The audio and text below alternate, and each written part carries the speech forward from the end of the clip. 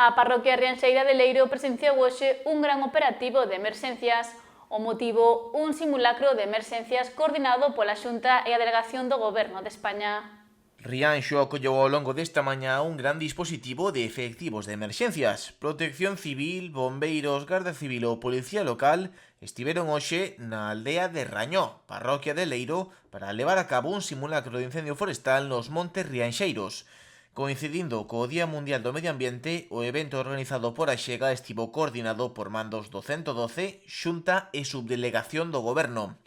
A delegada do Executivo Autonómico, Belén do Campo, estivo en Rañó para asumir parte deste mando do dispositivo. Un simulacro donde temos que activar o nivel 2 porque xa non é simplemente un daño hacia o forestal, sino que temos tamén un daño, un risco hacia as persoas e hacia tamén os bens materiais. Neste caso, a idea de facelo precisamente nesta comarca do Barbanza por iniciativa tamén da Consellería de Medio Rural e do Servicio de Incendios, porque son zonas onde reiteradamente temos incendios anualmente, ás veces con maior gravedade, con menos gravedade, pero se entende que era unha zona propicia onde debíamos de facer este simulacro. Este simulacro que queremos é ter unha maior coordinación sen dúbida entre todos os servicios, por unha banda os servicios da Dirección Xeral de Medio Rural e por outra banda tamén os servicios de emerxencias de Galicia. Formar aos profesionais e perfeccionar as labores de emerxencia son os principais obxectivos que se buscan conseguir con estes simulacros.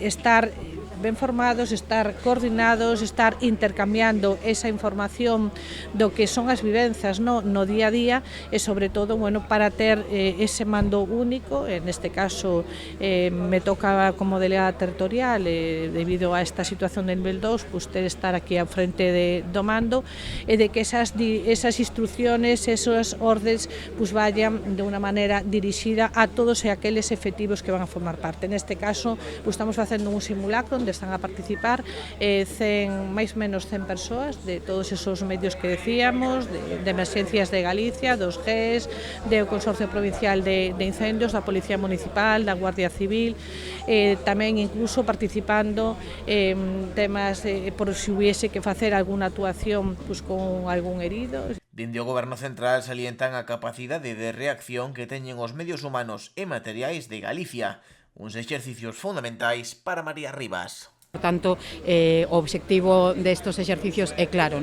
que é reforzar esa capacidade de reacción que ten os nosos medios humanos e materiais para facer fronte a situacións de emerxencia.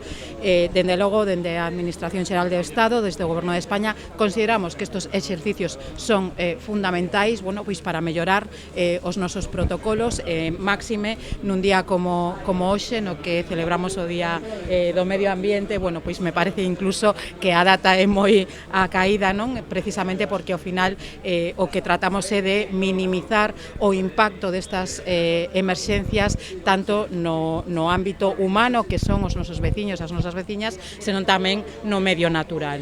Deste xeito, facer este esforzo con todos os nosos medios aquí integrados e, sobre todo, reforzando esos protocolos de colaboración entre todas as administracións,